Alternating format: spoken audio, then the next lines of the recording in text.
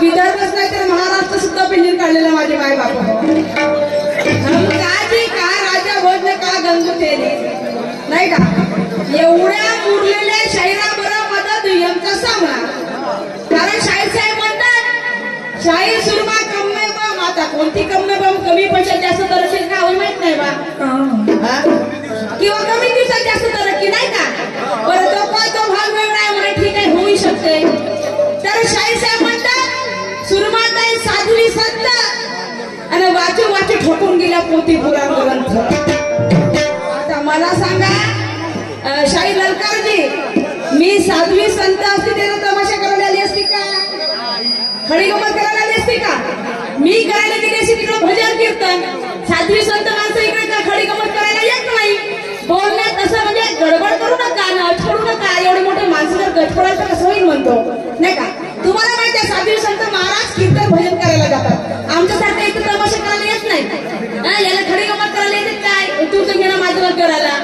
म्हणून म्हणायचं आहे मी नाही पकडी पण शाहीर साहेबांचा अनुभव मोठा दांडगा आहे साहेब हो पहिल्याच फेरामध्ये घाम फुटून राहिला मला का करता जी पण काय भाऊ आशिष भाऊ यशीची व्यवस्था लावतो काय येत थोडीशी हो ना विचार का होते ना का नाही बाबा दिवसभरात नाही का तर म्हणायचं आहे पोथी पुराण ग्रंथ वाचल्यानं माणूस थकत नसतो म्हणतात ना शिक्षण हे वाघिणीचं दूध आहे जो कोणी प्राशन करेल तर गुरगुरले शहरांना नाही डॉक्टर बाबासाहेब आंबेडकर म्हणायचे की शिक्षण हे वाघिणीचं दूध आहे शाहीर ललकारजी माणूस मरेपर्यंत वाचत असायला पाहिजे आणि वाचताना माणूस कधीच थकत नाही तुम्हाला हेही सांगतो मरेपर्यंत थकत नाही म्हणून तुम्ही म्हणता थकून गेले की थकणार नाही आयुष्य थकणार नाही समजलं का बरं असं तुमचा जो भाग आहे तुम्ही म्हणला तुमचा मोठेपणा आहे जाऊ द्या तर म्हणायचं आहे शाहीर साहेबांना प्रश्न केला माझे माय बाबा हो प्रश्न असा की राष्ट्रगीतामध्ये सिद्ध हा शब्द आहे तर त्या सिद्ध हा शब्दाला एका व्यक्तीने नकार दिला आणि तो म्हणाला की सिद्ध हा शब्द नको पाहिजे राष्ट्रगीतामध्ये त्याऐवजी दुसरा शब्द वापरण्यात यावा तर त्याला कोर्टामध्ये खेचण्यात आलं आणि कोर्टाने त्याच्यावर दंड आकारला कोर्टाने त्या मुख्य न्यायाधीशाने त्याच्यावर दंड आकारला तर शाहीर साहेबांनी विचारलं की तो दंड किती रुपयाचा होता त्या मुख्य न्यायाधीशाचं नाव काय आणि त्या व्यक्तीचं नाव काय त्या व्यक्तीचं नाव काय तर शाहीर साहेबांना दंड माहीतच नाहीये अजिबातच फक्त त्या म्हणजे कोणते जे लोकांना ज्याला नेलं म्हणजे ते भटनागर त्याला म्हणे त्याला म्हणे कोर्टात न्यायाधीशाने त्याच्यावर दंड आकारला पण शाहीर साहेब मुख्य न्यायाधीश कोण होता मुख्य न्यायाधीश कोण होता त्याचं नाव नाही बरोबर तुम्हाला मी तुम्हाला मुख्य न्यायाधीश म्हणाली आणि सिंध हा पाकिस्तान शब्द आहे म्हणते मला सांगा माझे मायबाप तुम्ही इथं बसल्या शिकले समोरले काही लोक असं अर्धे पदे अडाणी असेल पण अर्धे पदे शिकले जास्त शिकले आहे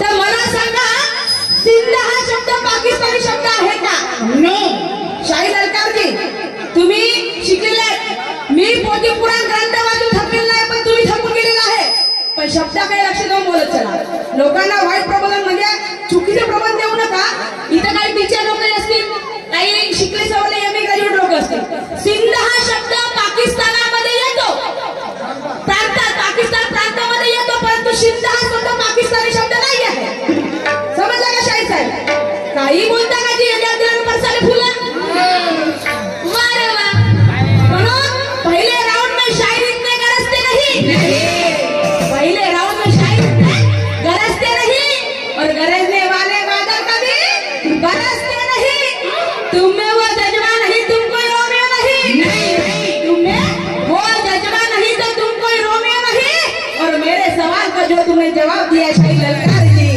मेरे सवाल का जो तुमने जवाब दिया शाहीर ललकार जी वो 0% भी बरोबर नहीं क्यों मी तुम्हाला वाईट बोलणार नाही मी थकुरी नाही तुझ्याकडे शायरी कमी पोथी पुराण ग्रंथ वाचू शकणार नाही होती जी कमी बरमाली पाहिजे नाही का पण शाहीर साहेब गलत व्याख्यान करून लोकांना खोटी भूल पाडू नका कारण शाहीर तुम्ही नावात दिले आहे मला वाटते तुम्हाला 35-40 वर्ष या शाहीर क्षेत्राच्या शिवारामध्ये झालेले आहेत आणि सध्याच्या परिस्थितीमध्ये सुभाष शाखेमध्ये शाहीर ललकारजी सारखे म्हणजे शायरीच्या आवारामध्येच म्हणा या शायरीच्या शिवारामध्ये शाहीर ललकारजीचा हात पकडणारा एकही शाहीर नाही आहे हात आतमध्ये कोणता शायरीचा आणि त्यांच्या आवाजाला तोड नाहीये. खरं सांगतो मी, शायरी जेंट्स लोकांमध्ये त्यांच्या आवाजाला तोड नाहीये. परंतु ही खोटी शिकवण लोकांना देऊ नका. तर शिंद हा शब्द पाकिस्तानी शब्द आहे आणि कुठं लिहिलाय का मला दाखवजा. समजलं का शाहीर साहेब? म्हणजे लोकांना समजत नाही याचा मतलब असं थोडी आहे की त्याने काही प्रबोधन करून द्यायचं. इतिहास खोटा नसतो. इतिहास खोटा बोलते का? पुराण खोटा राहू शकते पण इतिहास खोटा राहू शकत नाही. तर शाहीर साहेब, माझ्या प्रश्नाचं उत्तर तुम्ही 0% बरोबर दिलं नाही आणि म्हणून मला म्हणायचं आहे की हमें है जिसने बुलाया मेहरबानी है उसी की, कि हमें जिसने बुलाया मेहरबानी है उसी की, और करेंगे स्वागत है दिल से, ताली बजाएंगे। तो यहाँ मजमा जमा है पब्लिक का, यहाँ मजमा जमा है पब्लिक का, अजी तमन्ना करेंगे उसी की, और ये हमसे रहेंगे नाराज तो हमारी शायरी किस काम की, ये हमसे रहेंगे नाराज तो हमारी शायरी किस काम की. इसलिए एक भोजपुरी गाण्याची तर्ज घेते माझ्या बाबांनो, जरा शब्दाकडे लक्ष द्यावा.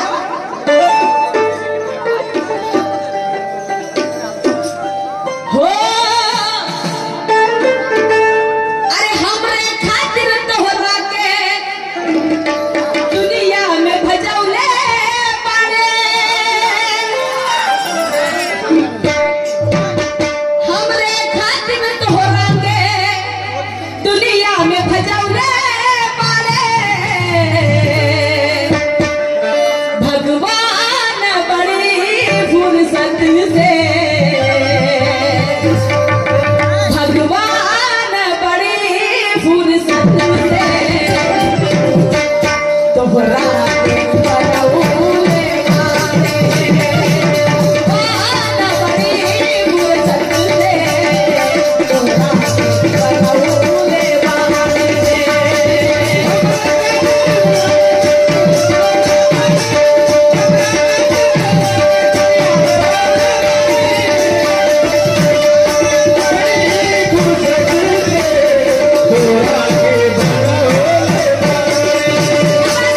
भगवान बड़ी फुर्सत से तोहरा के बनौले बाड़े.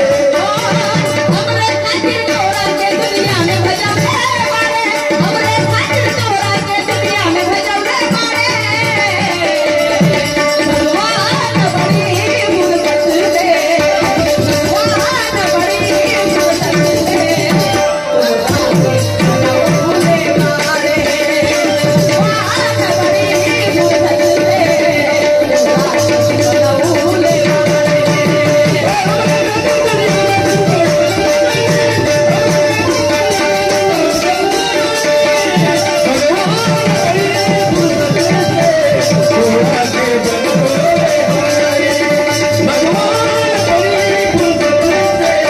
तोहरा के बनौले बाड़े. कहना चाहूंगी कि कहते हैं कोई कबाब में हड्डी होना नहीं चाहिए, कहते हैं कोई कबाब में हड्डी होनी नहीं चाहिए, और खाना खाने के बाद शराब पीनी नहीं चाहिए. विनती है आप सभी से यहाँ शांति होनी चाहिए, विनती है आप सभी से मेरी यहाँ शांति होनी चाहिए. और दोनों शायरों की दुयम, दोनों शायरों की दुयम जरा काटे की होनी चाहिए, जरा काटे की होनी चाहिए. पण शाहीर साहेब, तुम्ही काय म्हणाल बाई काट्याची दुयम करायला लिखा काय सांगा. पण शाहीर साहेब काटा कोणता? आंब्याचा माय नाही, जांबाचा तुम्ही दोघेही पागल नाही, झाले. पपईचा काटा नाही, सीताफळाचा. अरे तुम्ही दोघेही पागल झाले. मंजुळा आणि शीला, मी काय बोलते, आंबा काटाचा ते काटा आंब्याचा नाही, पपईचा नाही, जांबाचा नाही, सीताफळाचा नाही, काटा राहील शाहीरचा. असं होय. शाहीर साहेब आहे ज्ञानीवंत. तर शाहीर साहेबांनी थकून गेले वाचू वाचू पोथी पुराण ग्रंथ, पण मी नाही थकली, मी थकणार नाही कारण माझा अर्धा अभ्यास अजून व्हायचा आहे नाही का. त्यांच्या पावकळ्यात मी नाही आहे. तर शाहीर साहेब, काटा आपण कोणता करायचा? शायरीचा, ज्ञानाचा, तत्वाचा काटा होईल. कारण म्हणतात ना, शायरी जनजागृति की मशाल है, कोई नंगा नाच नहीं. मेरे पहले ही बहुत शायर बोल चुके हैं और मुझे भी पता है कि ऐसा कहा जाता है कि शायरी जनजागृति की मशाल है. शायरांनी महाराष्ट्राला दाखवलं. म्हणतात माझे मायबाप हो की नेत्याचं 100 भाषणाचं शायराचं एक गाणं, नेत्यांच्या 100 भाषणाचं शायराचं किती येऊन भाषण करून बडबड करून जाऊ द्या पण लोक ऐकणार नाही. पण एक गायक जो रोड छापाई गायक असेल ना, रस्त्यावर जाऊन गाणं म्हणण्यासाठी 100 पब्लिक जमा करते. पब्लिक जमा करते त्याला म्हणतात कलाकार, शाहीर साहेब. आणि लोकशाही म्हणजे तुम्ही सांगू शकता आपली पदवी काय आहे ते. आणि म्हणून मला माझ्या गाण्यामध्ये काय सांगायचं आहे. हो कलम प्यार की ऐसी चलाऊ मारू गुरु की दम से.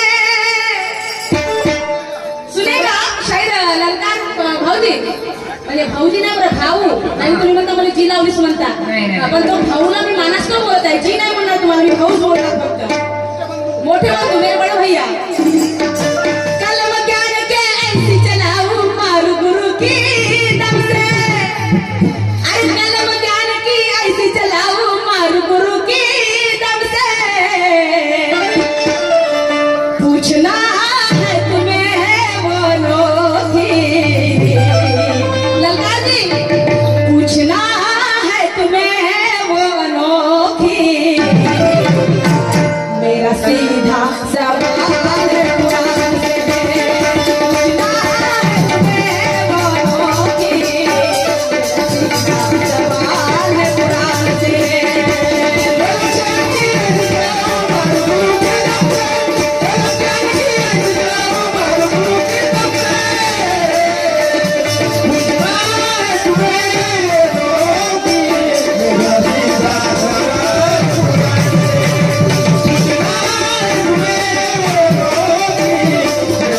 है तुम्हें वो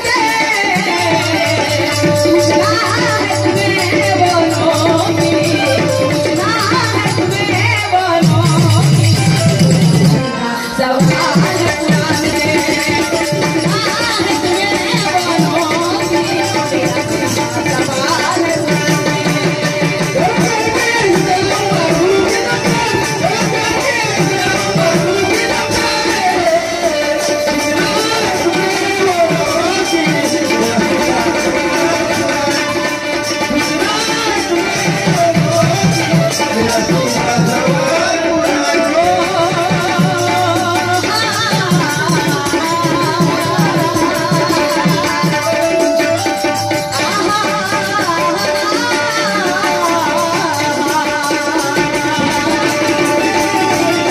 मेरा सीधा सवाल है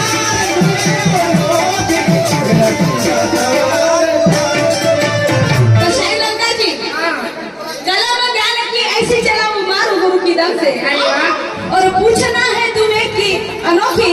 मेरा सीधा सवाल है पुराण से. सही बात. तुम्हाला पहिला प्रश्न मी ऐतिहासिक विचारला, पण माझ्या प्रश्नाचं उत्तर तुम्ही दिलेलं नाही. आता मी तुम्हाला सीधा पुराणातून प्रश्न विचारत आहे. आणि प्रश्न हा माझ्या गाण्यामध्ये आहे, गाण्याच्या बाहेर नाही. त्यामुळे माझं गाणं तुम्ही लक्ष देऊन ऐकावा. शाहीर साहेबांनी मला पहिल्या प्रश्नामध्ये पहिल्या राऊंडमध्ये मांडणी केली गाण्यामध्ये माझ्या मायबाप प्रश्नाची. प्रश्न असा की म्हणे विभीषणाने अंगणामध्ये रांगोळी काढलेली होती आणि त्या रांगोळीमध्ये श्रीराम लिहिलेलं होतं. हे जेव्हा रावणाच्या कानाला ऐकू गेलं, तेव्हा जेव्हा माहिती पडली, तेव्हा रावण म्हणे विभीषणाच्या घरी गेला आणि विभीषणाला ओरडू लागला, म्हणजे तू श्रीराम खाऊन लिहिलं म्हणजे रांगोळी, तू श्रीराम खाऊन लिहिलं रांगोळीमध्ये, तो माझा शत्रू आहे. तेव्हा विभीषणाने रावणाला त्या राम नावाचा अर्थ स्पष्ट करून दाखवला. त्या राम नावाची महिमा स्पष्ट करून दाखवली, अर्थ सांगितला की तो असा असा होते. तेव्हा ते विभीषण म्हणजे तेव्हा तो रावण शांत पडला आणि त्याला ती गोष्ट पटली, असं शाहीर साहेबांचं म्हणणं आहे. पण शाहीर साहेब, तुम्ही बोलता बोलता एक चूक केली. रामायण हे 16 प्रकारचे आहे. रामायण हे 16 प्रकारचे आहे. तुम्ही कोणत्या रामायणातून सांगितलं हे मला सांगितलंच नाही. वाल्मिकी रामायण आहे, तुलसीदास रामायण आहे, रामचरित्र मानस आहे. मग तुम्ही असे 16 रामायण आहेत, कोणत्या रामायणामधून पुस्तक विचार म्हणजे प्रश्न विचारला काही सांगितलंच नाही. पण तरीही मी तुम्हाला सांगत आहे उत्तर द्यायचं, कारण एकच प्रकारचे रामायण नाही, प्रत्येक रामायणामध्ये वेगवेगळं उत्तर दिलंय.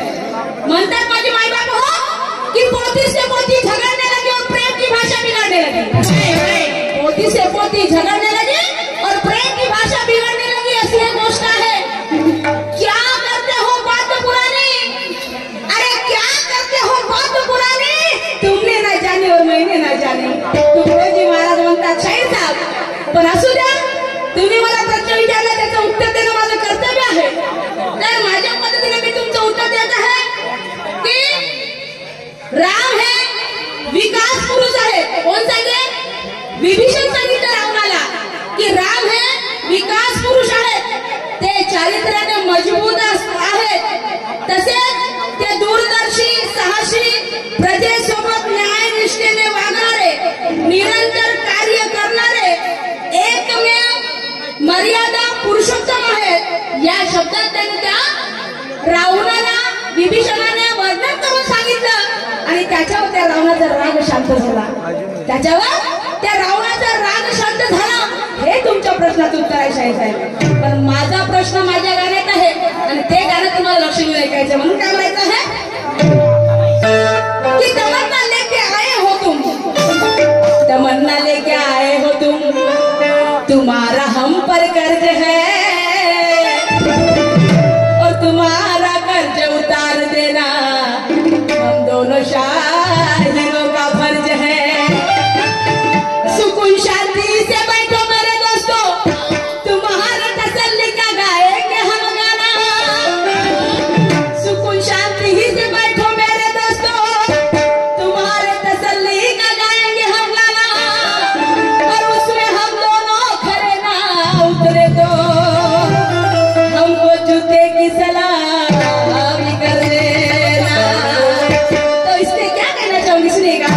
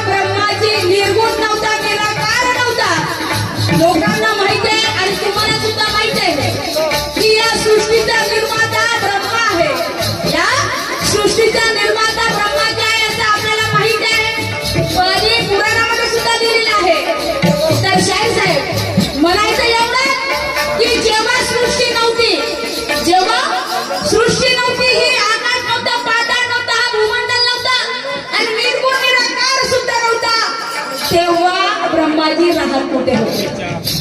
शाहीसाहेब, तेव्हा ब्रह्माजी राहत कुठे होते? त्या ब्रह्माजी जेवण कुठलं करत होते? ब्रह्माजी पाणी कुठलं पीत होते? हे तुम्हाला तुमच्या रोल मध्ये सांगायचं आहे. कारण सगळ्यांना माहिती आहे तुम्ही खूपच मोठे धुरंधर शाहीर आहात. तुमच्या सारख्या शाहिरीच्या शिवारामध्ये कोणाला अभ्यास नाही आहे आणि मला कोणाशी काही वादविवाद, फक्त मला याचं उत्तर पाहिजे आहे. मला याचं उत्तर पाहिजे आहे. कारण याचं उत्तर लोकांना माहिती पाहिजे की जेव्हा सृष्टी नव्हती तेव्हा ब्रह्माजी राहत कुठे होते? ते पाणी कुठलं पीत होते? ते जेवण कुठलं करत होते? आणि ते चंद्र तारे ग्रह क्रिया काहीच नव्हते. निर्गुण निराकार ते नव्हते. ते होते कुठं हे तुम्हाला सांगायचं. म्हणून काय माहिती आहे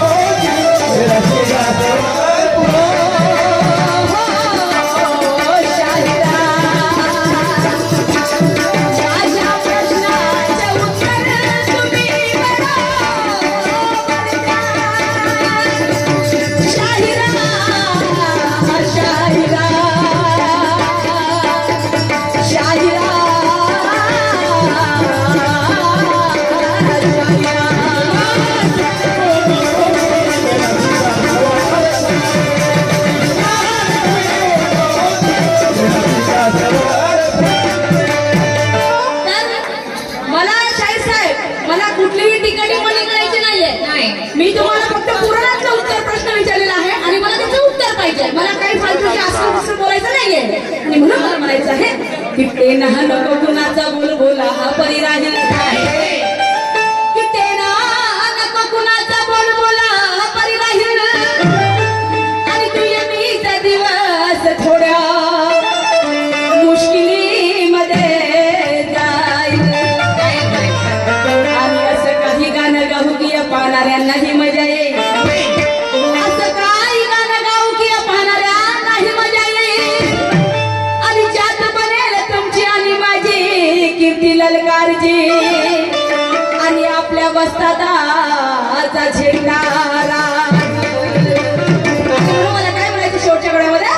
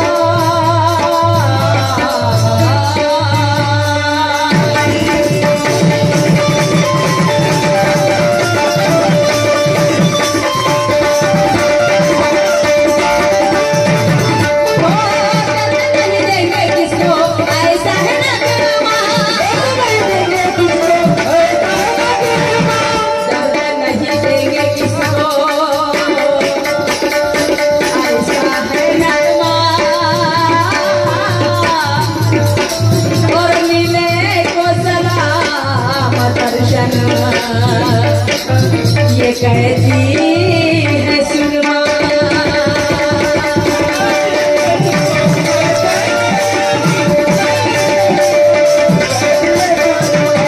नहीं देंगे किसको ऐसा है न करमा.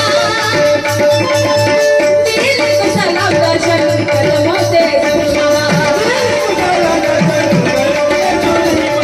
दिल को सलाम दर्शन करती है सुरमा.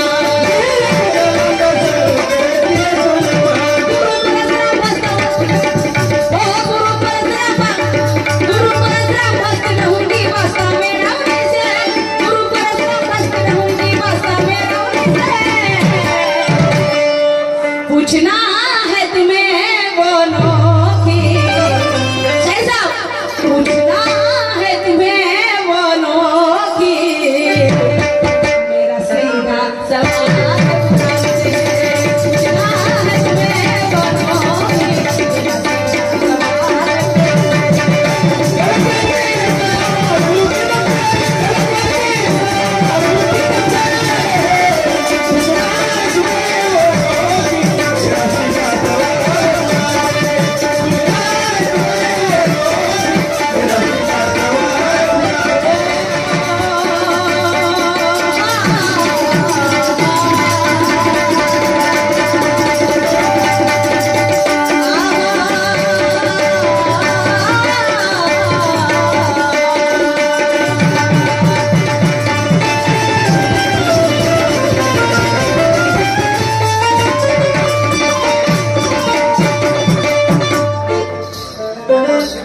तुमच्या छोटीशी प्राचीन मंडळाला सामाजिक त्याला गोड करून घ्या.